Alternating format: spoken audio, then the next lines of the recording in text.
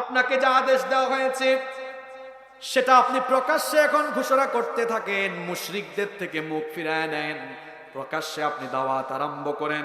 বুখারী শরীফের হাদিস।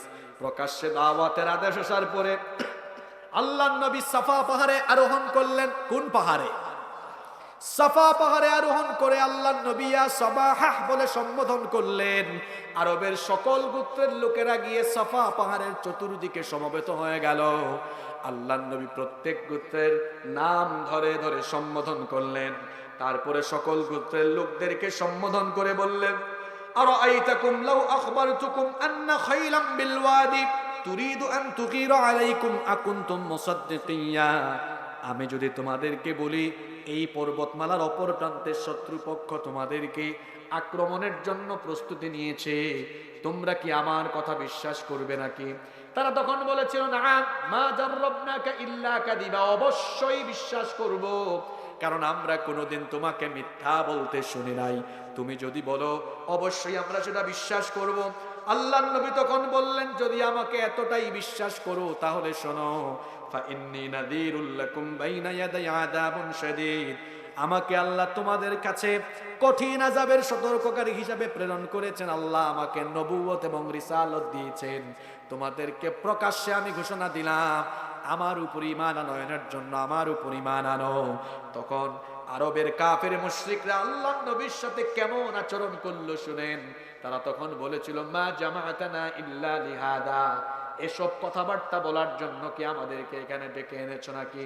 আল্লাহর নবীর চাচা আবুল আহাব, যে আবুল আহাব আল্লাহর নবীর জন্মের পরে আনন্দিত হয়েছিল, খুশি হয়েছিল, সে আবুল আহাব আল্লাহর নবীকে তখন গালি দিল। আল্লাহর নবীকে তখন বলল, তাব্বাল্লাকা ইয়া মুহাম্মদ, মুহাম্মদ, সে বলল মুহাম্মদ, আমরা বলি সাল্লাল্লাহু, তুমি ধ্বংস হয়ে যাও। আল্লাহর নবীকে গালি দিলে সেই গালি বরদাস্ত করেন না কে? সঙ্গে সঙ্গে আল্লাহ গালির জবাব দিয়ে আবুল আহাবের নামে একটা সূরা নাজিল করে দিলেন, তাব্বাত ইয়াদা আবি লাহাবি ওয়া তাব মা আগনা আনহু মালুহু ওয়া মা কাসাব সায়াসলা নারান যাতা লাহাবিন ওয়া امرأته حمالة الحطب في جيدها حبل من مسد। আমরা আল্লাহর কোরআন থেকে কথা শুনবো ইনশাআল্লাহ। আমার দিকে তাকান, এই যে দেখেন এই কোরআন, এটি চমৎকার প্রিন্টেড একটি গ্রন্থ, কিন্তু আজ থেকে ১৫০০ বছর আগে যখন এই কোরআন নাজিল হয়েছিল নবীজির জামানায়, তখন কিন্তু কোরআন এভাবে প্রিন্টেড অথবা হাতে লেখা এভাবে পরিপূর্ণ পূর্ণাঙ্গ একখানা গ্রন্থ ছিল না। এই কোরআন এইভাবে গ্রন্থাকারে লিপিবদ্ধ হয়েছে মোট ৩টি পর্যায়ে। কথা বুঝে থাকলে বলেন তো, এই কোরআন গ্রন্থাকারে লিপিবদ্ধ হয়েছে মোট কয়টি স্টেপে? জোরে বলেন। ৩টা স্টেপে। আমরা জানি আমাদের প্রিয় নবী মুহাম্মদুর রাসূলুল্লাহ সাল্লাল্লাহু আলাইহি ওয়াসাল্লামের কাছে যে সাহাবী ওহী নিয়ে আগমন করতেন, যে ফেরেশতা ওহী নিয়ে আগমন করতেন, সেই ফেরেশতার নাম হলো, আপনারা নামটা শুদ্ধ করে শিখেন, কোরআনে কারীমে এই ফেরেশতার নাম এসেছে জিবরিল। আমরা অনেকে ভুল উচ্চারণ করি, জিব্রাইল বলে ফেলি, কিন্তু এই ফেরেশতার সঠিক নাম শুদ্ধ উচ্চারণ হলো জিবরিল। বলেন, সবাই বলেন জিবরিল। নবীজির সময়ে কোরআন সংরক্ষিত হয়েছিল 2 পদ্ধতিতে। এই পদ্ধতিগুলো এখনো চলমান। প্রথম পদ্ধতি হলো হিফজ বা মুখস্থকরণ, আরেকটি পদ্ধতি হচ্ছে লিখন পদ্ধতি। তাইলে একটা হলো হিফজ, আরেকটা হলো, জোরে বলেন, যখন জিবরিল আমিন নবীজির কাছে ওহী নিয়ে আসতেন, আল্লাহর নবীর সাথে সাথে সেই আয়াতে কারিমাগুলো বা সেই সূরা সঙ্গে সঙ্গে তিনি মুখস্থ করে ফেলতেন। সুবহানাল্লাহ। তো একাকী একজন তো মুখস্থ করলে চলবে না। আল্লাহর নবীর কাছে যখনই কোরআন নাজিল হতো তখনই তিনি সাহাবীদেরকে ডেকে আল্লাহর নবী নিজের কণ্ঠে তিলাওয়াত করে সাহাবায়ে কেরামদেরকে শোনাতেন। সুবহানাল্লাহ। আর ইসলাম গ্রহণের পরে সাহাবায়ে কেরামদের মেমোরাইজিং ক্যাপাসিটি এটা এমন হয়েছিল, এই মেমোরাইজিং ক্যাপাসিটি আমাদের ব্রেইনের কার্যক্ষমতা এটা আমরা নিজেরা চাইলে বাড়াতে পারি না। মানুষের যে ব্রেইন আছে, হিউম্যান ব্রেইন, এর পাওয়ার এটা যিনি নিয়ন্ত্রণ করেন তিনি কে? এজন্য ব্রেইন বাড়ানোর জন্য আপনি চেষ্টা করলেই শুধু হবে না, চেষ্টার পাশাপাশি আল্লাহর কাছে চাইতে হয়, রব্বি জিদনি ইলমা। কত সুন্দর সুন্দর দোয়া আল্লাহ শিখিয়েছেন। হে রব, আমার জ্ঞান বাড়িয়ে দাও। রব্বি ইশরাহ লি সাদরি, এটা মুসা নবীর দোয়া। রব্বি ইশরাহ লি সাদরি ওয়া ইয়াসসির লি আমরি ওয়াহলুল উকদাতাম মিন লিসানি ইয়াফকাহু কওলি। আরো দোয়া আছে, এগুলো আপনারা শিখবেন। আল্লাহুম্মা ইন্নী আসআলুকা ইলমান নাফিআ ওয়া আমালান মুতাকাব্বিলা ওয়া রিজকান তাইয়্যিবা। অনেক দোয়া আছে। আল্লাহুম্মা আল্লিমনা মা ইয়ানফাউনা ওয়ানফা'না বিমা আল্লামতানা ওয়া জিদনা ইলমান ওয়া ফিকহান ফিদ দীন ইয়া রাব্বাল আলামিন। বলেন আমিন। আল্লাহর নবী নিজেও মুখস্থ করতেন, সাহাবায়ে কেরাম নবীজির জবান থেকে আল্লাহর কোরআন শুনে তারাও সাথে সাথে মুখস্থ করে ফেলতেন। সুবহানাল্লাহ। এভাবে আল্লাহর নবীর জামানায় অনেক হাফেজ তৈরি হয়ে গেল। সুবহানাল্লাহ পড়বেন না? এখন পর্যন্ত পৃথিবীতে হিফজের ধারা প্রচলন আছে এবং আল্লাহর এই দুনিয়ার একমাত্র গ্রন্থ হলো কোরআন, যেই গ্রন্থের, এটা তো গ্রন্থ না, গ্রন্থ বললে অসম্মান হয়, এই মহাগ্রন্থে হাফেজের সংখ্যা এত বেশি যার সঠিক হিসাব নিরূপণ করা সম্ভব নয়। The number of the people who have memorized the holy book Quran is countless. এই কোরআনের এত এত মুখস্থকারী পৃথিবীতে আছে যা কাউন্টলেস, আমাদের কাউন্টিং এরও বাইরে। সুবহানাল্লাহ। এই নীলফামারীর প্রতিটা ইউনিয়নে ইউনিয়নে গ্রামে গ্রামে হাফেজ আছে না নাই? অনেকে বলে মাদ্রাসার ছেলেরা মেধাবী হয় না, আর আমি বলি মাদ্রাসার ছেলেরাই সবচাইতে বেশি মেধাবী হয়। আপনার ইউনিভার্সিটির বিশ্ববিদ্যালয়ের একটা ছেলেকে ডেকে আনেন। আমি নিজে স্কুলে পড়েছি, আমার পড়াশোনার লাইফ শুরু হয়েছে স্কুল দিয়ে। আমি স্কুলে পড়েছি, মাদ্রাসায় পড়েছি, ইউনিভার্সিটিতেও পড়েছি। তো দেখার সুযোগ হয়েছে কে কোন দিকে কতটুকু এগিয়েছে, খুব কাছ থেকে দেখেছি আমরা। ইউনিভার্সিটির একজন ছাত্রকে ডাক দেন, অনার্সের একটা ছেলেকে ডাক দেন, তার যে সেমিস্টারে বা তার ইয়ারে অনেকগুলো সাবজেক্ট থাকে, তাকে বলেন তুমি তোমার এই যে 7টা 8টা 10টা 12টা সাবজেক্ট থেকে কোনো একটা সাবজেক্টের প্রথম পৃষ্ঠা থেকে শেষ পৃষ্ঠা পর্যন্ত তুমি কি মুখস্থ শোনাতে পারবে? আপনাদের কি মনে হয় পারবে? আরে ওরা তো সাজেশন খুঁজে, কোনটা 99%, কোনটা 95%, কোনটা 90%। তারপরে আবার বলে স্যার একটু শর্ট আউটলাইন দেন, শর্টকাট পাস করতে পারি। এবার আপনি এই এলাকাতে একটা হাফিজি মাদ্রাসার 8-10 বছরের বাচ্চাকে গিয়ে বলেন, আচ্ছা তোমার এই যে 30 পারা কোরআন আছে, এই যে এত বড় কিতাব, এখানে প্রায় 600-700 পৃষ্ঠা আছে, এটা কত পৃষ্ঠা? এটা হলো 611-12 পৃষ্ঠা। তুমি কি 612 পৃষ্ঠা মুখস্থ শোনাতে পারবে? সে আপনাকে দাওয়াত দিবে, আসিয়েন রমজান মাসে প্রথম তারাবিতে আমার পিছনে দাঁড়ায়েন, আমি প্রথম তারাবিতে প্রথম পৃষ্ঠা শুরু করব আর শেষ তারাবিতে আপনাকে শেষ পৃষ্ঠা শোনায়া ছাড়ব। আল্লাহু আকবার বলেন, আল্লাহু আকবার। মেধাবী। আমার দেশে কিছু মানুষ আছে, এরা 2-3 পাতা ইংরেজি, 4-5 পাতা বিজ্ঞান, 6-7 পাতা অঙ্ক শেষ করার পরে নিজেকে বহু জ্ঞানী মনে করি। আমি নিজে স্কুল কলেজ স্কুল মাদ্রাসা ইউনিভার্সিটিতে পড়েছি, তো এটা দেখার সুযোগ হয়েছে। স্কুলে আপনি যা পড়েন মাদ্রাসায় ছেলেরা তাই পড়ে, আরো 5-7টা সাবজেক্ট তারা বাড়তি পড়ে। ওরা কোরআন পড়ে, ওরা হাদিস পড়ে, ওরা আকাইদ পড়ে, ওরা ফিকহ পড়ে, ওরা সিরাত পড়ে, ওরা আরবি সাহিত্য পড়ে, আরবি গ্রামার পড়ে। অনেকগুলা সাবজেক্ট তারা অতিরিক্ত পড়ে। তাহলে কোরআন হিফজের ধারাটা এখনো চালু আছে না নাই? জোরে বলেন, আছে না নাই? আমি কোথায় ছিলাম মনে আছে তো? আল্লাহর নবীর জামানায় কোরআন সংরক্ষিত হয়েছে কয়টা পদ্ধতিতে? না 3টা না, আল্লাহর নবীর জামানায় কয়টা পদ্ধতি? এবং এটা সকল যুগে চালু আছে, এখনো চালু। 1 নাম্বার হিফজ, সেই যুগেও ছিল এই যুগেও আছে। 2 নাম্বার লিখন পদ্ধতি।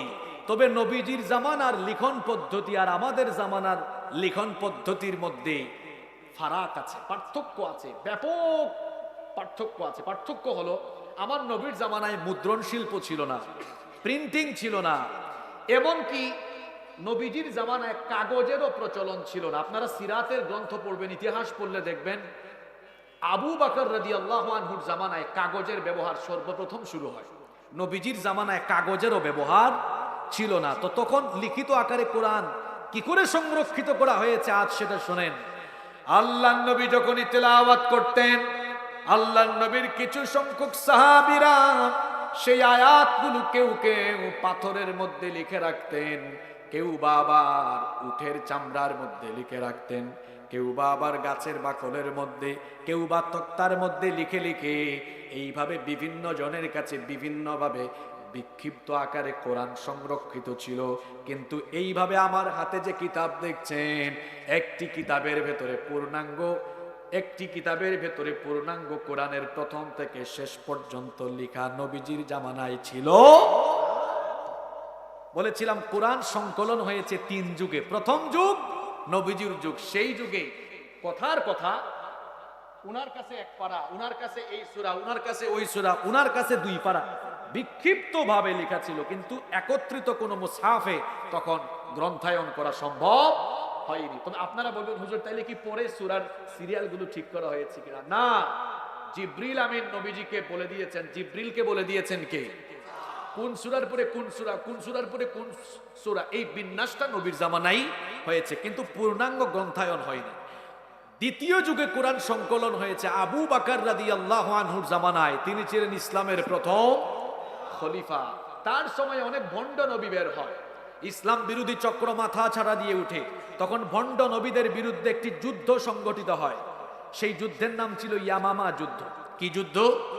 সেই ইয়ামামা যুদ্ধে অসংখ্য হাফিজে কোরআন সাহাবী শহীদ হয়ে যান। ওমর রাদিয়াল্লাহু আনহু এসে বললেন, খলিফাতুল মুসলিমিন, আল্লাহর রাসূলের এত হাফেজ সাহাবী মারা গিয়েছেন, আরো যারা বাকি আছেন এরাও যদি আল্লাহ না করুন কোনো কারণে দুনিয়া থেকে চলে যান, নবীজির জামানায় তো কোরআনকে একসাথে লেখা হয় নাই, তো সব সাহাবীরা দুনিয়া থেকে, হাফেজ সাহাবীরা যাওয়ার আগে হাফেজদেরকে একসাথে করেন, আর যারা লিখে রেখেছেন তাদেরকেও একসাথে করেন। হাফেজরা তিলাওয়াত করুক, হাফেজদের সাথে তাদেরটা মিলানো হোক, দেখা হোক একসাথে আছে কিনা। থাকলে পরে আপনার জামানায় আপনি কোরআনকে একটা গ্রন্থের ভিতরে লিপিবদ্ধ করার ব্যবস্থা করেন। তিনি সিনিয়র সাহাবীদেরকে ডাকলেন, সব সাহাবীরা সম্মতি দিলেন। তখন ওই ওহী লিখক ফেরেশতা ছিলেন মোট 42 জন। কতজন? এদেরকে বলা হয় কাতিবে ওয়াহি, এদেরকে বলা হয় আরবিতে কাতিবে ওয়াহি, ওহী লিখক ফেরেশতা 42 জন ছিলেন। একটা কমিশন গঠন করা হলো, যেই কমিশনের নাম কোরআন গ্রন্থায়ন কমিশন। এই কমিশনের চেয়ারম্যান, এই কমিশনের প্রধান সচিব বানানো হলো যায়েদ ইবনে সাবিত রাদিয়াল্লাহু আনহুকে। তার নেতৃত্বে এই 42 জন সাহাবী আবু বকর রাদিয়াল্লাহু আনহুর জামানা, ওই যে গাছের বাকলে, উটের চামড়ায়, পাথরে লেখা, সবগুলারে একত্রিত করে আবু বকর রাদিয়াল্লাহু আনহুর জামানায় সর্বপ্রথম কোরআনকে গ্রন্থ আকারে লেখা হলো। সুবহানাল্লাহ। কিন্তু সেটা ছিল হাতের লেখা। এবং কোরআন নাজিল হয়েছে 7টি ভার্সনে, 7টি আঞ্চলিক ভাষায়। সব আঞ্চলিক ভাষা সেখানে সন্নিবেশিত করা হলো। তৃতীয় পর্যায়ে কোরআন সংকলন হয়েছে উসমান বিন আফফান রাদিয়াল্লাহু আনহুর জামানায়। সেই জামানায় ইসলাম আর আরবে নাই, রোম পারস্যের সীমানা পর্যন্ত ইসলাম বিস্তৃত হয়েছে। ওই যে একটু আগে বললাম কোরআন নাজিল হয়েছে কয়টা ভার্সনে। যেমন আপনারা জানেন ওয়াদ-দুহা ওয়াল-লাইলি ইযা সাজা মা ওয়াদ্দাআকা রাব্বুকা ওয়া মা ক্বালা। কিন্তু এর আরেকটা ভার্সন আছে ওয়াদ-দুহি ওয়াল-লাইলি ইযা সাজি মা ওয়াদ্দাআকা রাব্বুকা ওয়া মা ক্বালি।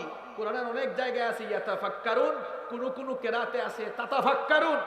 আপনারা ইউটিউবে বিভিন্ন আন্তর্জাতিক কারীদের তেলাওয়াত শুনবেন, আলহামদুলিল্লাহ রাব্বিল আলামিন, আর রহমানির রহিম, মালিকি ইয়াউমিদ্দিন, মালাকা ইয়াউমিদ্দিন। এই যে বিভিন্ন কিরাআত আছে, মোট 7টা কিরাআত আছে। কয়টা কিরাআত আছে? আবু বকর রাদিয়াল্লাহু আনহুর জামানায় কোরআনকে লেখা হয়েছে একসাথে, কিন্তু কয় কেরাতে? 7 কেরাতে। ইসলাম যখন বিভিন্ন দেশে ছড়ায় গেল, এক সাহাবী এক দেশে, এক সাহাবী আরেক দেশে, যিনি যে কেরাত পড়তেন ওই দেশে গিয়ে তিনি ওই কেরাত শিখাতেন। আল্লাহ রসুলের একজন সাহাবী হুযাইফা ইবনুল ইয়ামান রাদিয়াল্লাহু আনহু, তিনি আজারবাইজান আর আর্মেনিয়া সফরে গেলেন। সেখানে দিয়ে তিনি ইরাক আর সিরিয়ার মানুষের মুখে কোরআন শুনে অবাক। এক একজন এক এক রকম পড়ে, কেউ মালিকি, কেউ মালাকা, কেউ আদুহা, কেউ আদুহি।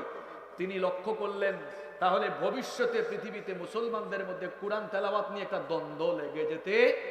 শীঘ্রই তিনি মদিনায় ফিরে এসে ওসমান রাদিয়াল্লাহু আনহুকে বললেন, আপনি অচিরেই একটি বৈঠক আহ্বান করে সিদ্ধান্ত নেন যাতে সারা দুনিয়ার ইসলামী সাম্রাজ্যের অন্তর্ভুক্ত সকল মুসলমানের জন্য একই পঠন রীতির কোরআন থাকে। তিনি তখন আবার ওই ৪২ জন সাহাবীকে আবার ডাকলেন। ডাকার পরে তৃতীয়বার কোরআনে কারীম সংকলন করা হলো একই পঠন রীতির আলোকে, এবং সেই পঠন রীতির কোরআন এখন সারা দুনিয়ার সকল দেশে আছে। সুবহানাল্লাহ।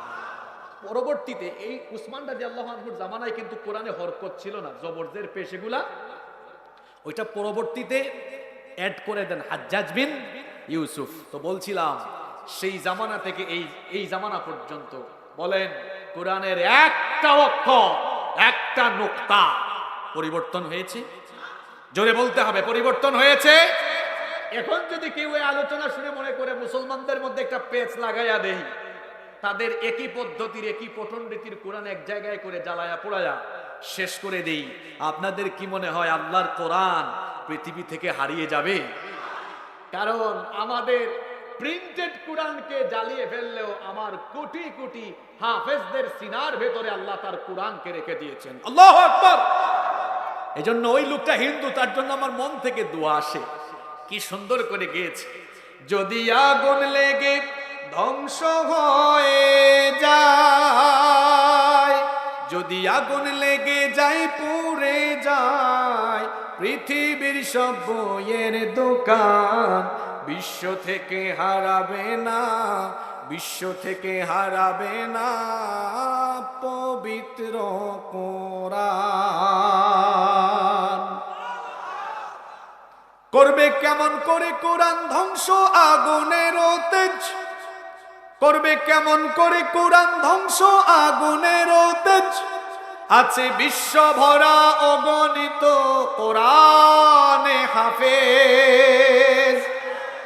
তারা ছাপায় আসমানি গ্রন্থ, তারা ছাপায় আসমানি গ্রন্থ, বাঁচাবে কোরআনের মান, বিশ্ব থেকে হারাবে না, বিশ্ব থেকে হারাবে না পবিত্র কোরআন। কোরআন হারাবে না, কোরআনওয়ালারাও হারাবে না, বরং কোরআনের আইনের বিরোধীরা একটা সময় তারা হারিয়ে যাবে, নিশ্চিহ্ন হয়ে যাবে। এই বাংলাদেশে যারা কোরআনের বিরোধিতা করত, কোরআনের আন্দোলনের বিরোধিতা করত, আলেম ওলামা দেখলেই জ্বালা পোড়া হতো। জুলাইয়ে সেই শুরু হয়েছে হেরা গুহা থেকে হেরার আলো, সেখান থেকে উদ্ভাসিত হতে হতে পৃথিবীর দিক দিগন্তে এই হেরার আলো উদ্ভাসিত হয়েছে। উদ্ভাসিত হতে হতে আল্লাহর কোরআন গোটা দুনিয়ায় বিজয়ী আদর্শ হিসেবে প্রতিষ্ঠা হবে। যারা এটিকে বাধা দিতে চাইবে স্রোতের মতো ভেসে যাবে, ধ্বংস হয়ে যাবে। কথা কি বোঝা যায়? আজ শোনাবো এই কোরআন যে গুহা থেকে এসেছে, সেখান থেকে আসার পরে এই কোরআন তেলাওয়াতে তেলাওয়াতে তারপরে কিভাবে জমিনে বাস্তবায়ন ঘটেছে। আজকে সেই কথাগুলো আল্লাহর কোরআন থেকে, হাদিস থেকে আর নির্ভরযোগ্য সিরাতের গ্রন্থসমূহ থেকে তা আপনাদের সামনে আমি আজকে তুলে ধরবো ইনশাআল্লাহ। যেভাবে চুপচাপ নীরবতার সাথে ভদ্র মানুষের মতো বসে আছেন, এভাবে কি আমরা রাত 12টার আগ পর্যন্ত ভদ্রতার সাথে নীরব হয়ে মনোযোগের সাথে কোরআন শুনতে পারবো ইনশাআল্লাহ? কথা দিলেন তো? আল্লাহ তৌফিক দান করেন। আমরা এখন কোরআন শুধু তিলাওয়াত করি, মসজিদে রেখেছি, মাদ্রাসাতে রেখে দিয়েছি, কিন্তু আমার সমাজের বিচারগুলো কোরআন দিয়ে হয়। আমার রাষ্ট্র, আমার সমাজ কোরআন দিয়ে পরিচালিত হয় না। এটা আপনাদের নতুন করে বানানো মডারেট ইসলাম। এটা পশ্চিমারা আপনাদের মগজ দুলাই করে আপনাদের মাথায় এটা ঢুকিয়ে দিয়েছে সমাজ এবং রাষ্ট্র থেকে আল্লাহর কোরআন আলাদা। এটা পশ্চিমা দুনিয়ার কোরআন বিদ্বেষীরা মগজ দুলাই করে আপনাদের ব্রেইনে এটা ঢুকিয়ে দিয়েছে। আপনি রাসূলুল্লাহ সাল্লাল্লাহু আলাইহি সাল্লামের জীবনী স্টাডি করেন, দেখেন তিনি যেভাবে কোরআনের তিলাওয়াত করেছেন, যেভাবে কোরআন শিক্ষা দিয়েছেন, ঠিক তেমনি ভাবে এই কোরআনের আলোকে একটি সোনালী সমাজ, সোনালী রাষ্ট্র কায়েম করে তাম পৃথিবীর মানুষের জন্য তা অনুপম দৃষ্টান্ত হিসাবে রেখে গিয়েছে। কথা কি বোঝা যায়? কখন থেকে শুরু হলো আসে এই কোরআন নাজিল হওয়া থেকে নিয়ে কোরআন প্রতিষ্ঠা হওয়া পর্যন্ত সময়কালীন কথাগুলো আজকে তুলে ধরব। শুদ্ধ রাজি আছেন তো? আল্লাহ দিলের কান দিয়ে শ্রবণ করার আর বাস্তব জীবনে আমল করার নিয়তে কথাগুলো বলার আর শোনার তৌফিক আমাদেরকে দান করে। এমন একটি সমাজে আল্লাহ তার নবীকে পাঠালেন, যেই সমাজের মানুষের মধ্যে নীতি নৈতিকতা ছিল না, শৃঙ্খলাবোধ ছিল না, সভ্যতা ছিল না। সেই মানুষগুলো ছিল অসভ্য, সেই মানুষগুলো ছিল বিশৃঙ্খল। তারা তাদের সমাজে নিজেরা নিজেদের মধ্যে হানাহানি, মারামারি, রক্তারক্তি, কাটাকাটিতে লিপ্ত ছিল। গোত্রীয় কলহ, সামাজিক বিশৃঙ্খলা, নারী আর দুর্বলদের প্রতি অত্যাচার, নির্যাতন, সেটা ছিল সেই অসভ্য আর বর্বর সমাজের প্রধান প্রধান চিত্র। যেই সমাজের লোকেরা আল্লাহর গোলামি বাদ দিয়ে, একত্ববাদী রবকে বাদ দিয়ে তারা পৌত্তলিক আর মুশরিক হয়ে তারা মূর্তি পূজা করত, আর তারা তাদের সমাজের মধ্যে নিজেদের বানানো আইন প্রতিষ্ঠা করে রেখেছিল।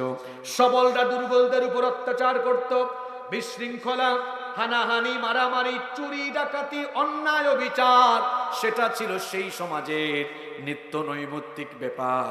সেই সমাজে আল্লাহ তাআলা এমন এক মহামানবকে পাঠালেন, যেই মহামানবের মাধ্যমে সেই সমাজ, সেই রাষ্ট্র সহ গোটা দুনিয়ায় আল্লাহ তাআলা কোরআনের নূর দিয়ে একটি আলোকিত পৃথিবী গড়ার জন্য তার হাবিবের মাধ্যমে একটা কিতাব আল্লাহ আমাদেরকে দান করলেন। সুবহানাল্লাহ।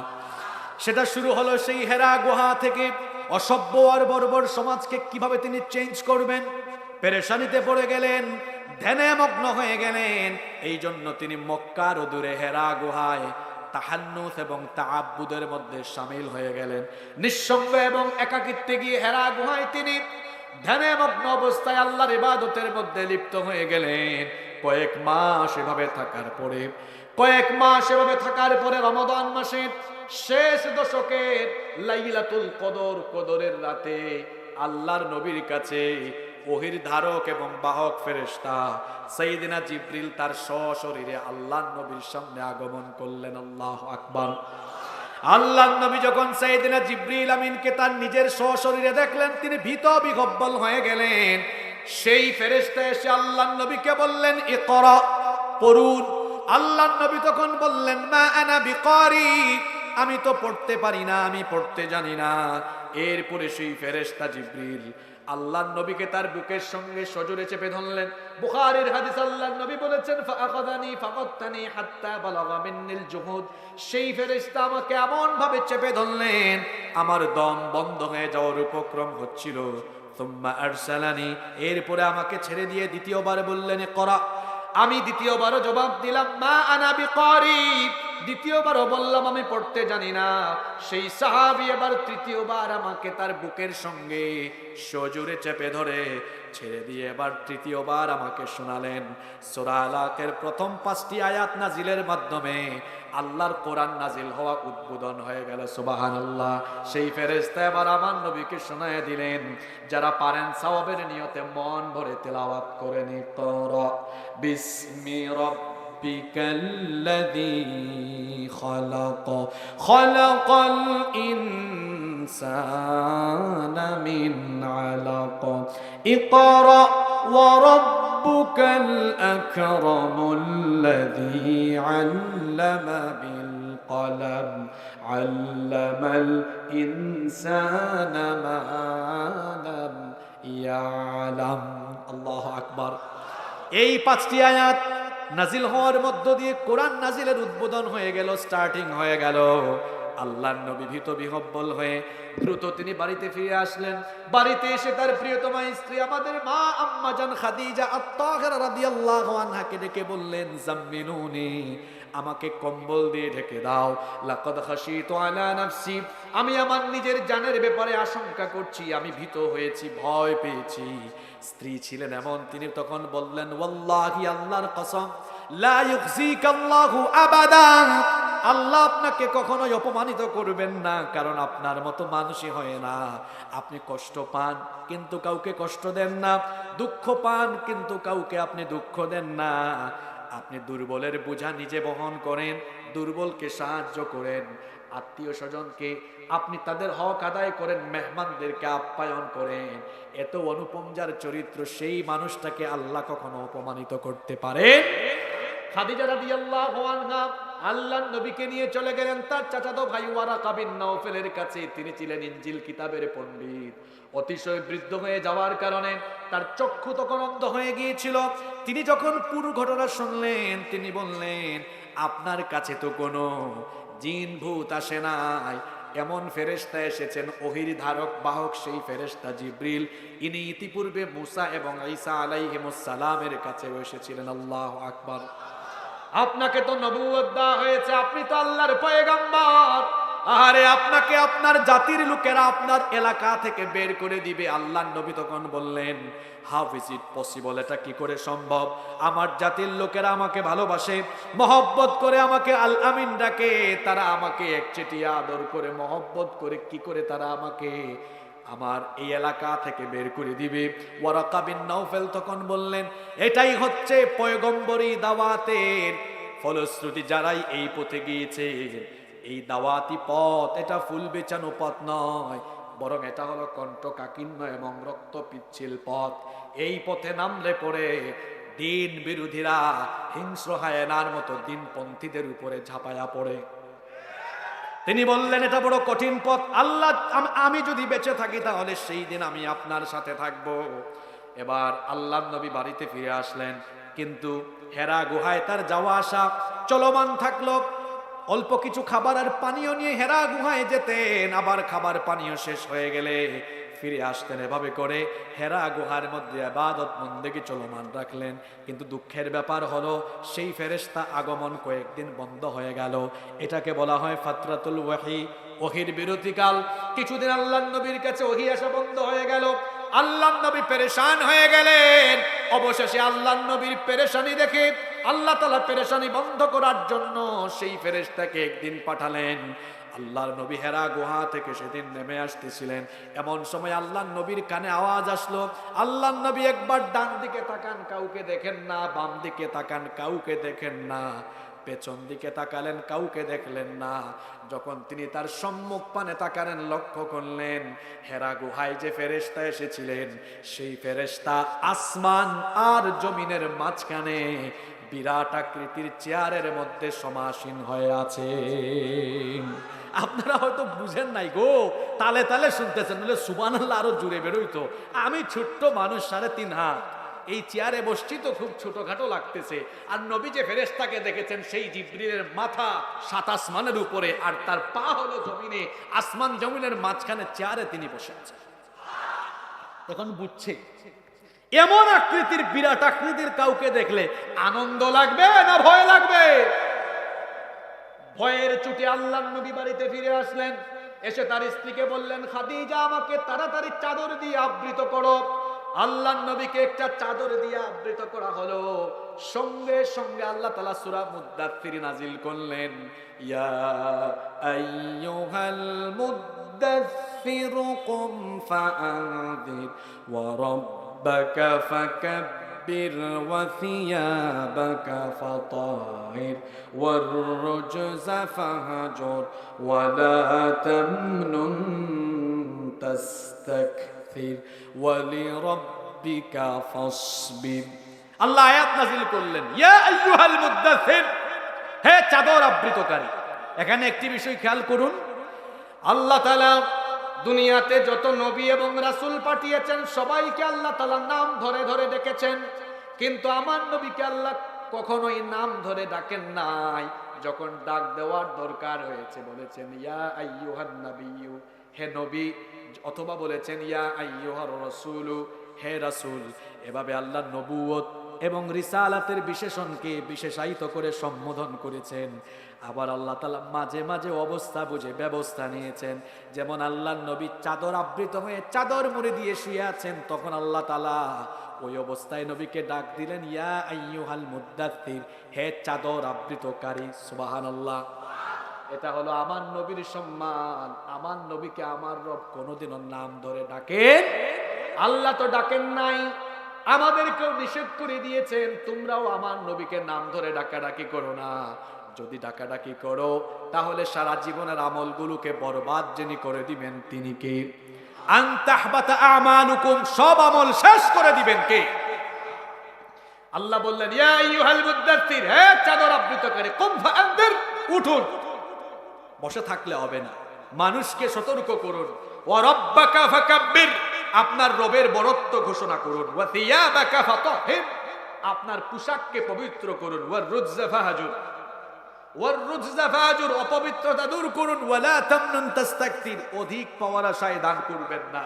ওয়ালি রাব্বিকা ফাসবির, আর আপনার রবের জন্য সবর করুন। কি করুন? সবাই বলেন, কি করুন?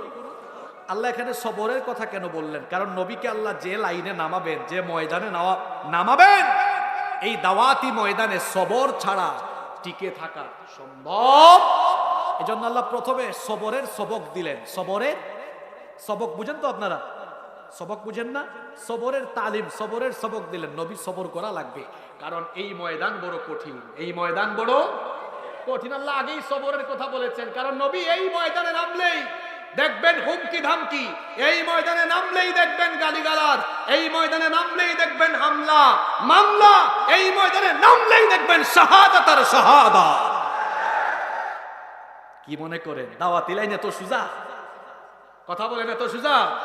গত 17 বছর তো দেখেছেন, হ্যাঁ, বিভিন্ন জায়গায় মাহফিলে পাতি নেতারা, গুন্ডারা আলেম উলামাদের সাথে বেয়াদবি করেছে, শ্রোতাদের সাথেও বেয়াদবি করেছে। মাহফিল কমিটির নামে মিথ্যা মামলা দিয়ে জেলখানায় ঢুকায় দেওয়ার অপচেষ্টা করেছে। এগুলো বাংলাদেশে ছিল না? আলেমদেরকে গালিগালাজ ছিল না? আলেম দেখলেই মৌলবাদী, আলেম দেখলেই জঙ্গিবাদী, আলেম ওলামা দেখলেই স্বাধীনতা বিরোধী আর যুদ্ধাপরাধী। তারা স্বাধীনতার চেতনার ব্যবসা করেছে বাংলাদেশে। স্বাধীনতার চেতনার ব্যবসা করে মানুষকে স্বাধীনতার চেতনার ট্যাবলেট গিলায়া গিলায়া এই দেশের স্বাধীনতার সার্বভৌমত্বকে তারা ভারতের হাতে বিক্রি করে দিয়েছে। এরা ছিল ভারতের পাঁচটা গোলাম, এরা ছিল ভারতীয় সেবাদাস, এরা ছিল ভারতীয় তাবেদার। এজন্য ছাত্র জনতা তাদের সামনে আবাবিল হিসাবে অবতীর্ণ হয়ে তাদেরকে তাদের মামু বাড়ি দিল্লিতে নির্বাসিত করে দিয়েছে।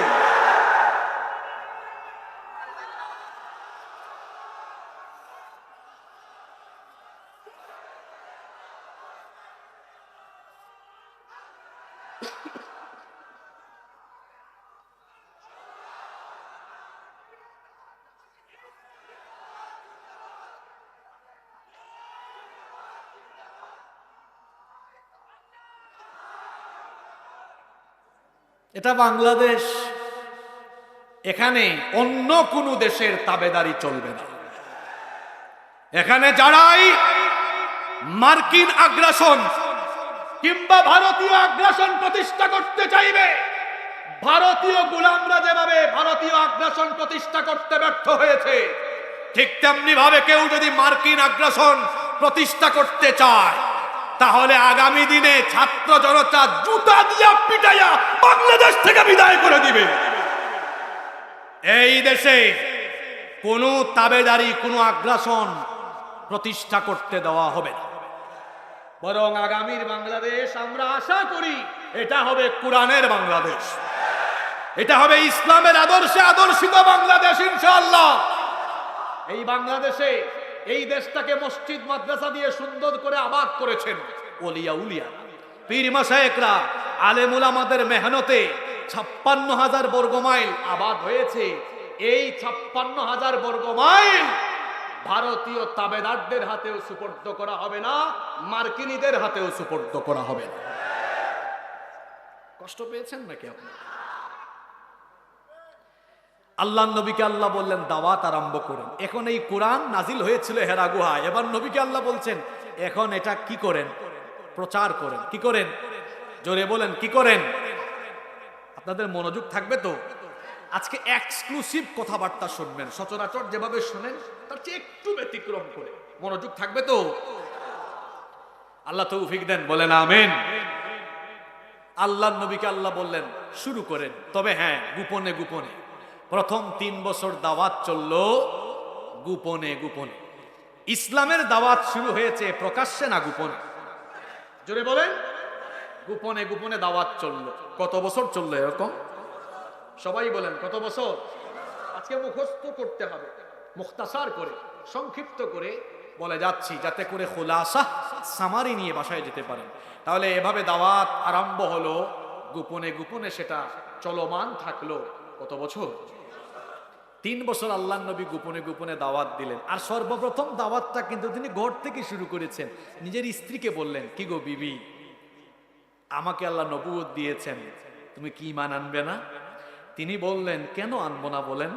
হ্যাঁ, আপনার সাথে 15 বছর ধরে আমি সংসার করে যাচ্ছি, আপনার ইনসাইড আউটসাইড আমি জানি। 15 বছর আপনাকে আমি কাছ থেকে দেখলাম। এই চরিত্র মানুষের চরিত্র, এটা সাধারণ মানুষের চরিত্র হতে পারে না, এটা পয়গম্বরী চরিত্র। এজন্য সবার আগে আপনার নবুয়তের স্বীকৃতি দিয়ে আপনার বিবি হয়ে আমি প্রথম কালেমা পড়ে মুসলমান হয়ে গেলাম। আপনি কেমন এটা ভালো জানে কে?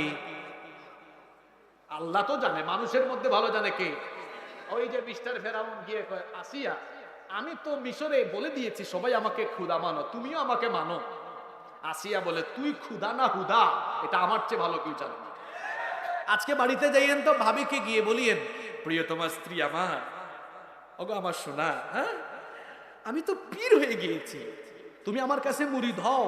ভাবি আপনাকে বলবে, আপনি পীর না ক্ষীর এটা আমার থেকে ভালো কেউ জানে না। ক্ষীর বুঝেন তো আপনারা? আপনাদের এলাকায় কি ক্ষীর সিন্নি আছেন নাকি? এখানেও আছে। আপনি একটু বলে দেখিয়েন তো, ওগো আমার প্রিয়তমা আমি তো পীর হয়েছি, মুরিদ হও। দেখেন কি বলে। আমাদের মতো কত হুজুররা ঘরে গিয়ে হুজুরগিরি ঠিক রাখতে পারে। বউ এমন জিনিস, ঠিক কিনা? আর আল্লাহ নবী তার বিবিকে বললেন, আমাকে আল্লাহ নবুয়ত দিয়েছেন, তুমি কি করবে? তিনি বললেন, কোনো কোশ্চেন নাই, কোনো প্রশ্ন নাই, আমি স্বীকৃতি দিলাম, আমি প্রথম ঈমান আনলাম। সুবহানাল্লাহ। কি অনুপম চরিত্র, কি অনুপম চরিত্র!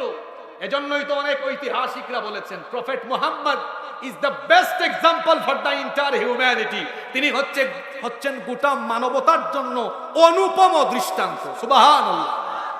He was an unique, unparalleled. He was an unique and unparalleled personality in this world. তিনি হচ্ছেন এই দুনিয়ার অনন্য এবং অতুলনীয় ব্যক্তিত্ব। সুবহানাল্লাহ। স্ত্রী ঈমান আনলেন। এবার গেলেন বন্ধুর কাছে। আপনার বন্ধুরাও জানে, কিন্তু আপনি বিড়ি খান কয়বার এটা বন্ধু ভালো। বন্ধুর কাছে গেলেন, প্রিয় বন্ধু নাম কি? জোরে বলেন। আবু বকর। আবু বকর রাদিয়াল্লাহু আনহু বললেন, শৈশবকাল থেকে আমি আপনার ফ্রেন্ড, আমি তো শৈশবকাল থেকে আপনাকে চিনি, আপনি আমার ফ্রেন্ড।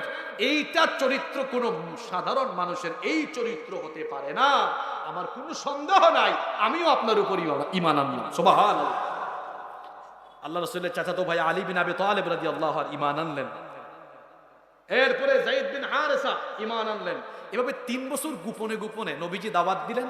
ইন্ডিভিজুয়ালি, ব্যক্তি কেন্দ্রিক দাওয়াত চলল। ইন্ডিভিজুয়াল দাওয়াত, ইন্ডিভিজুয়ালি দাওয়াতি কাজ করলেন। চলমান থাকলো কয় বছর? জোরে বলেন কয় বছর? ডিরেক্ট না ইনডাইরেক্ট? গোপনে, প্রকাশ্য নয়। 3 বছর চলার পরে এবার আল্লাহ তাআলা নবীর কাছে ওহী নাযিল করলেন, وأنذر عشيرتك الأقربين। আপনি আপনার নিকটাত্মীয়দেরকে সতর্ক করুন, আল্লাহর ব্যাপারে ভয় প্রদর্শন করুন। আল্লাহ তাআলা তার নবীকে আরো বললেন, কোরআনে কারীমের 15 নম্বর সূরা সূরাতুল হিজরের 94 নম্বর আয়াত, আল্লাহ তার নবীকে বললেন, فاصدع بما تؤمر وأعرض عن المشركين। আপনাকে যা আদেশ দেওয়া হয়েছে সেটা আপনি প্রকাশ্যে এখন ঘোষণা করতে থাকেন, মুশরিকদের থেকে মুখ ফিরায় নেন, প্রকাশ্যে আপনি দাওয়াত আরম্ভ করেন। বুখারী শরীফের হাদিস। প্রকাশ্যে দাওয়াতের আদেশ আসার পরে আল্লাহর নবী সাফা পাহাড়ে আরোহণ করলেন। কোন পাহাড়ে? সাফা পাহাড়ে আরোহণ করে আল্লাহর নবী ইয়া সাবাহাহ বলে সম্বোধন করলেন। আরবের সকল গোত্রের লোকেরা গিয়ে সাফা পাহাড়ের চতুর্দিকে সমবেত হয়ে গেল। আল্লাহর নবী প্রত্যেক গোত্রের নাম ধরে ধরে সম্বোধন করলেন। তারপরে সকল গোত্রের লোকদেরকে সম্বোধন করে বললেন, আরাআইতাকুম লাউ আখবারতুকুম আন্না খাইলাম বিল ওয়াদি তুরিদু আন তুগীরা আলাইকুম আকুনতুম মুসাদ্দিকিয়া। আমি যদি তোমাদেরকে বলি এই পর্বতমালার অপর প্রান্তের শত্রুপক্ষ তোমাদেরকে আক্রমণের জন্য প্রস্তুতি নিয়েছে, তোমরা কি আমার কথা বিশ্বাস করবে নাকি? তারা তখন বলেছিল, না মা জাররাবনাকা ইল্লা কাদিবা, অবশ্যই বিশ্বাস করব, কারণ আমরা কোনোদিন তোমাকে মিথ্যা বলতে শুনি নাই। তুমি যদি বলো অবশ্যই আমরা সেটা বিশ্বাস করব। আল্লাহর নবী তখন বললেন, যদি আমাকে এতটাই বিশ্বাস করো তাহলে শোনো, ফাইন্নী নাযীরুল লাকুম বাইনা ইয়াদাই আযাবুন শাদীদ। আমাকে আল্লাহ তোমাদের কাছে কঠিন আযাবের সতর্ককারী হিসাবে প্রেরণ করেছেন। আল্লাহ আমাকে নবুয়ত এবং রিসালত দিয়েছেন। তোমাদেরকে প্রকাশ্যে আমি ঘোষণা দিলাম, আমার উপর ঈমান আনয়নের জন্য আমার উপর ঈমান আনো। তখন আরবের কাফের মুশরিকরা আল্লাহর নবীর সাথে কেমন আচরণ করলো শুনেন। তারা তখন বলেছিল, মা জামাআতানা ইল্লা লিহাদা, এসব কথাবার্তা বলার জন্য কি আমাদেরকে এখানে ডেকে এনেছো নাকি? আল্লাহর নবীর চাচা আবুল আহাব, যে আবুল আহাব আল্লাহর নবীর জন্মের পরে আনন্দিত হয়েছিল, খুশি হয়েছিল, সে আবুল আহাব আল্লাহর নবীকে তখন গালি দিল। আল্লাহর নবীকে তখন বলল, তাব্বাল্লাকা ইয়া মুহাম্মদ। মুহাম্মদ, সে বলল মুহাম্মদ, আমরা বলি সাল্লাল্লাহু, তুমি ধ্বংস হয়ে যাও। আল্লাহর নবীকে গালি দিলে সেই গালি বরদাস্ত করেন না কে?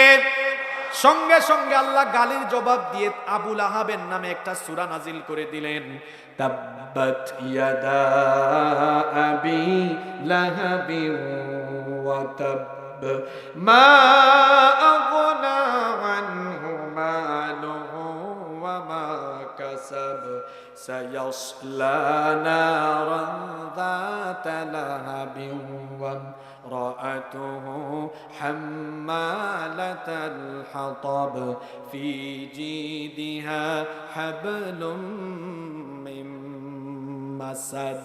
আল্লাহ বললেন, ধ্বংস হোক আবুল আহাবের দুহাত এবং ধ্বংস হোক সে নিজেও। এখানে একটি বিষয় খেয়াল করেন, আবুল আহাব গালি দিল, এই গালি সহ্য করেন নাই কে? আমার দেশে কিছু নামধারী মুসলমান আছে, নবীজিকে গালি দিলে কয় এটা নিয়ে এত বেশি কথা বলার। ওই যে ফ্রান্সে গালি দেওয়া হলো, আমার দেশে যারা তখন দায়িত্বে ছিল তারা তখন বললো, এটা তাদের আভ্যন্তরীণ ব্যাপার, ইন্টারনাল ব্যাপার, এগুলো এখানে আলোচনা না করলেই। ভুলে গেছেন আপনারা, তাই না? ভুলে গিয়েছেন আপনারা। নবীকে গালি দিলে আল্লাহ বরদাস্ত করেন না, আর নবীর উম্মত হয়ে যে ব্যক্তি বরদাস্ত করে তার ব্যাপারে কবিতা লিখে গিয়েছেন আমার জাতীয় কবি। রাসূলের অপমানে যদি কাঁদে না তোর মন, মুসলিম নয় মুনাফিক তুই, রাসূলের দুশমন। এটা কখনো মুমিন হতে পারে? পৃথিবীর সবকিছুর চাইতে বেশি ভালোবাসতে হবে মুহাম্মাদুর রাসূলুল্লাহ সাল্লাল্লাহু আলাইহি ওয়াসাল্লাম। আমার বাপের চাইতে, আমার জন্মদাতা মায়ের চাইতে, বাপের চাইতে আমার নবীকে আমি বেশি ভালোবাসি, কারণ আমার নবী আমার ঈমান, আমার নবী আমার। আল্লাহর নবী কি বলেছেন? লা ইউমিনু আহাদুকুম হাত্তা আকুনা আহাব্বা ইলাইহি মিন ওয়ালিদিহি ওয়া ওয়ালাদিহি ওয়ান নাসি আজমাইন। তোমাদের কেউ ততক্ষণ পর্যন্ত মুমিন হতে পারবে না যতক্ষণ না সে তার সন্তান সন্ততি পিতা মাতা এমনকি দুনিয়ার সব কিছুর চাইতে আমাকে বেশি পরিমাণে ভালো না বাসবে। সুবহানাল্লাহ। যেন আমরা সবচেয়ে বেশি ভালোবাসি আমাদের নবী মুহাম্মদুর রাসূলুল্লাহ। বলেন সাল্লাল্লাহু। আল্লাহর নবী প্রকাশ্যে দাওয়াত আরম্ভ করলেন। আল্লাহর নবীর এই দাওয়াতকে ঠেকাবার জন্য কাফেররা কিছু অপকৌশল, কিছু ষড়যন্ত্র তখন আরম্ভ করলো। আশ্চর্যের ব্যাপার হলো, কুরআন নাজিলের যুগে কুরআনের বিরুদ্ধে কাফেররা যে কাজগুলো করেছিল, বর্তমান দুনিয়ায়ও কোরআন বিরোধীরা খাসলত ঠিক রেখেছে, ওই স্বভাবগুলো ধরে রেখেছে, ওই কাজগুলোই করে, শুধু ভার্সনটা মডেলটা একটু চেঞ্জ করে কাজগুলো করে। আগেই ঠিক বলি আর আগে শুনেন কিভাবে তারা ভার্সনকে চেঞ্জ করেছে, খাসলত ঠিক রেখেছে।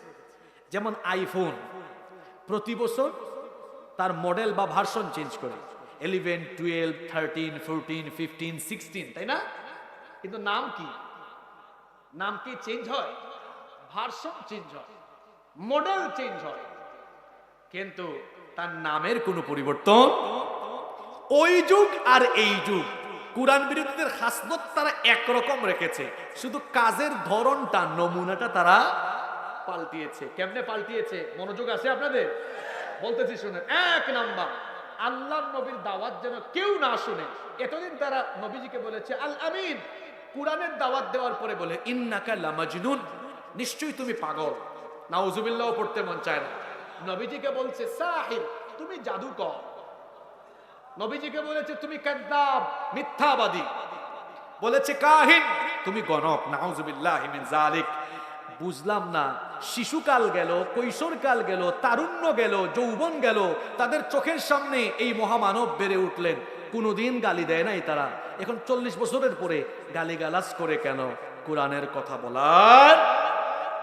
এখনো দেখবে কোরআনের কথা যারা বলে, চুরি করে না, ডাকাতি করে না, মানুষের মাল জোর করে খায় না, কিন্তু কোরআনের কথা বলে, মানুষকে কোরআনের পথে ডাকে। কোরআন বিরোধীরা তাদের পূর্বপুরুষদের খাইসলত ধরে রেখেছে, শুধু গালির স্টাইলটা একটু চেঞ্জ করেছে। ওই যুগে এরা বলতো পাগল, জাদুকর, গণক, মিথ্যাবাদী। আর এই যুগে তারা গালির ভার্সনটা একটু চেঞ্জ করে যারাই কোরআনের কথা বলে এদেরকে বলে জঙ্গি, এদেরকে বলে মৌলবাদী, এদেরকে বলে স্বাধীনতা বিরোধী, এদেরকে বলে যুদ্ধাপরাধী। খাসলত ঠিক আছে, মডেল শুধু। কথা বলেন না কেন আপনারা? খাসলত ঠিক আছে, মডেল শুধু। আপনাদের কি মনে হয় আল্লামা দেলোয়ার হোসেন সাঈদী তিনি যদি কোরআনের কথা না বলতেন তাকে কি রাজাকার বানানো হতো? শুধুমাত্র কোরআন প্রচার প্রতিষ্ঠার কথা বলার কারণেই তাকে যুদ্ধাপরাধ, মানবতা বিরোধী মিথ্যা নাটক মঞ্চস্থ করে অন্যায়ভাবে শহীদ করে দেওয়া হয়েছে।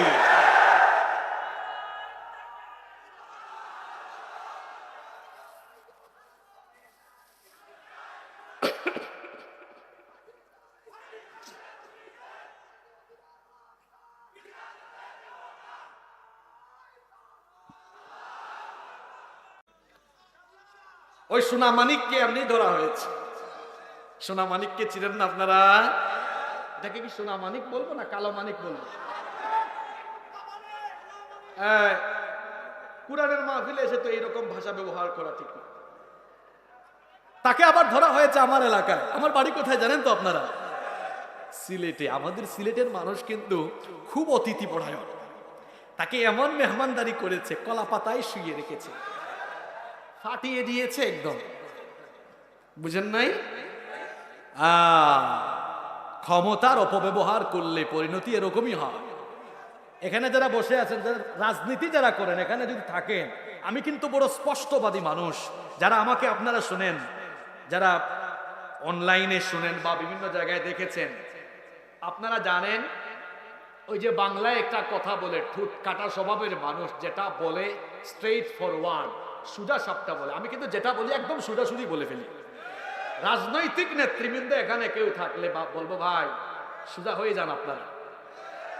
ক্ষমতা এমন জিনিস, এটা থাকলে দেখবেন পুলিশ হাত দিয়া পাও দিয়া সালাম করে স্যালুট মারে, আর যাওয়ার পরে ওই পুলিশই গরুর রশি দিয়া বাইন্দা সালমানের মতো নিয়ে যাবে, শেষা দিবে একদম। গতকাল একটা ভিডিও দেখলাম, সবগুলা সোনা মানিককে ধরে একসাথে আদালতে উঠাচ্ছে। এটা হলো ক্ষমতার অপব্যবহারের পরিণতি। এখানে যারা ডানে বামে বসে আছেন, রাজনীতি করেন, সুজা হয়ে যান। যদি আগামী দিনে ক্ষমতা পাইয়া অপব্যবহার করেন, ছাত্র জনতা কিন্তু একদম সুজা সাইজ করে দিবে। আলেমুল আমাদের সাথে বেয়াদবি বন্ধ করেন, নইলে এদেশের মানুষ কিন্তু ইসলাম প্রিয়। আপনি এটা এখনো বুঝেন নাই। আপনি পারবেন আপনার রাজনৈতিক সমাবেশে পয়সা ছাড়া, মানুষকে ভাড়া করা ছাড়া এত মানুষ আনতে পারবেন? এদেশের মানুষ আলেমুল আমাদেরকে আল্লাহর কোরআনের জন্য ভালোবাসে, এজন্য আলেম উলামা কিংবা ইসলাম নিয়ে ষড়যন্ত্র করার আগে হাজার বার ভাববেন, মানে ছাত্র জনতা কিন্তু মজা বুঝাই দিবে একদম। বুঝলে বুঝপাতা, না বুঝলে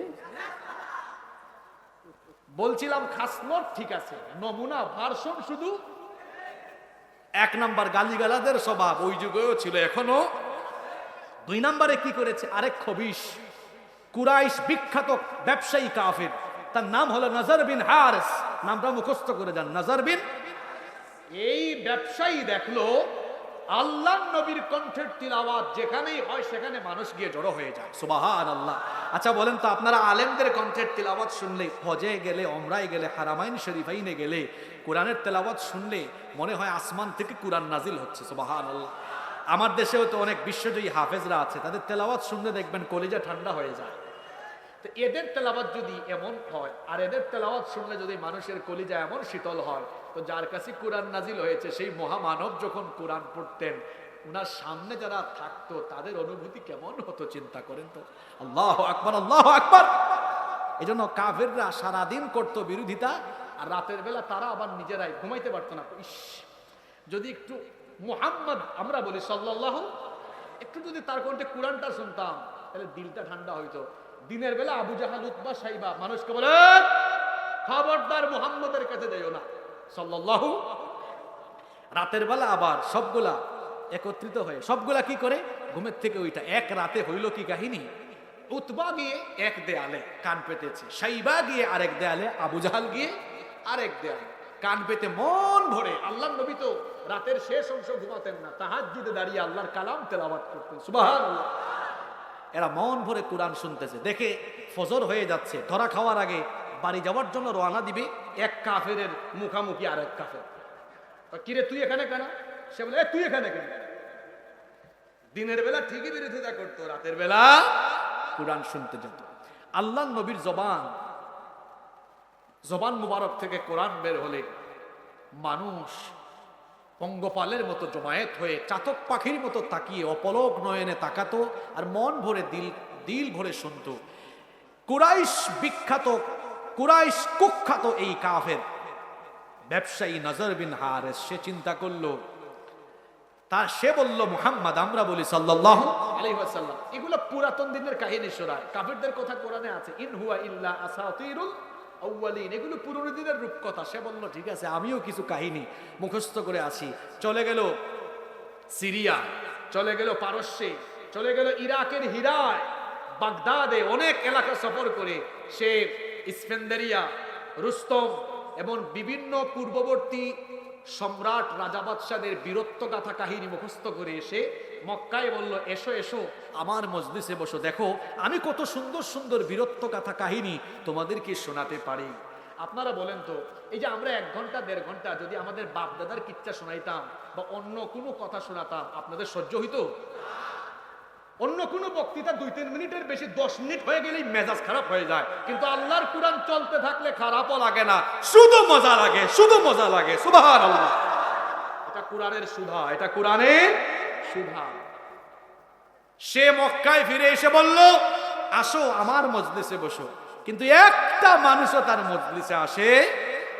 এবার এই কুখ্যাত মুশরিক ব্যবসায়ী নজর বিন হারিস, সে কিছু বেশ্যা নারীদেরকে ভাড়া করে আনে, প্রস্টিটিউট নারীদেরকে এনে মক্কার অলিতে গলিতে কনসার্ট, নাচ গানের আয়োজন করে বলো, আসো নাচ গানে মজে থাকো। মানুষকে কোরআন থেকে দূরে রাখার জন্য এই ধরনের কাজ সেই যুগে হয়েছে, এখনকার যুগে আর হয় না। জি, বিভিন্ন বিশ্ববিদ্যালয়ে দেখেছেন জুলাই আগস্টের বিপ্লবের পরে সিরাত কনফারেন্স, সিরাত সেমিনার হয়, যা বিগত 17 বছর বন্ধ ছিল।